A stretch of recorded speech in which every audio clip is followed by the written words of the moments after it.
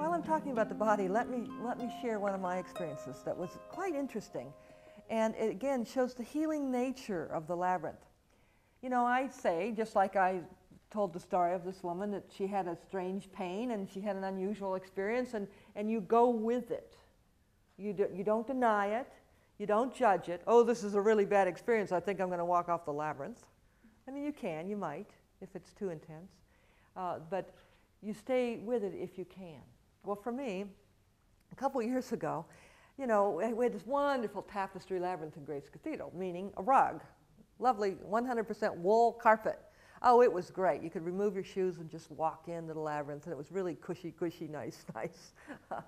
Well, I did that, and I walked the labyrinth very frequently and took my shoes off. And every time I got into the labyrinth, I had a very severe pain in the first joint of my left toe. Jeez, you know. And at first I kind of ignored it. I mean, and then I realized quite quickly it happened every time I walked into the labyrinth. Otherwise, I was fine, but I wasn't fine when I was in the labyrinth. And so what's that about? So I said, well, I better go do what I'm telling everybody else to do. I sat in the center of this wonderful labyrinth and put my fingers on both sides of real easy to do, my toes right there, I don't have shoes on, and wham, a memory. Just, I mean, a split half second later, a memory came up. And it was like, wow, where did that come from? Where in the world did that come from? Let me share with you the memory, because I think it kind of helps the point along here. The memory, which I hadn't thought of in years, probably centuries in my own life, but was that here we were, I'm from Ohio, which was very rural, and one of our fall activities was to pick apples and make apple cider. And it was just a family activity, and friends would come by, and neighbors, and we would just make an apple cider. Well, and I was 6 years old, and there's this picnic table, you know, and my feet didn't reach the ground, and the picnic table was on a square slab of slate with sharp edges. And my foot didn't hit the, you know, I went boom and tumbled off, and I landed right on top of my head. And it was you know, I'm sure, I don't remember anything. I'm sure I was taken care of. I'm sure I was bleeding and all of that. And I think maybe I had stitches. I don't know if you have stitches in your scalp or not, but anyway.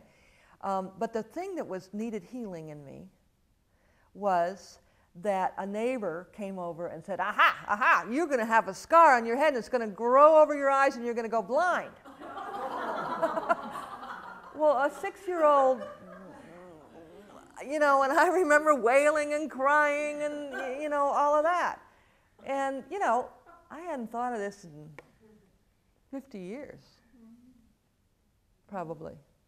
Maybe 58 years, I don't know. Why then? Because my toe, probably, the way I understand it, the cells were holding that memory. Now, as above, so below, my injury was here, and the pain is in the farthest extreme toe you can get. Isn't that interesting? But here's the really important work, the healing work, is what do I need to do to heal this memory? I mean, I could no longer, I asked my family, and I asked kind of the neighbors who were still around. Now, I've been away from Ohio for, you know, several decades. So to try to trace down this neighbor and say, do you remember? Which I'm sure he wouldn't. So there was another level to it. I mean, it was like, okay, I can forgive him, and I can open that up in my own heart, and I don't need to call him or email him. Maybe I'll find him on Facebook eventually. I don't know. I'm not on Facebook yet, so we'll see. But the other piece was, it really felt to me very distinctly that my body was just like a closet that needed to be cleaned. And you know, you kind of look at things and throw things out that aren't necessary anymore. And I think that was a cellular memory. It was like, hey, you know, man, I can let go of this. You know? And so I think that was the other element of it.